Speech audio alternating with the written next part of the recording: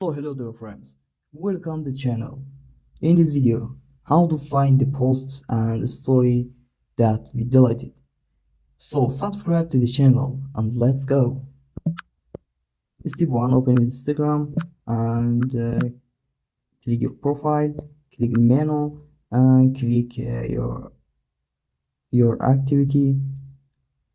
After click your remove and archive content. Click recently deleted.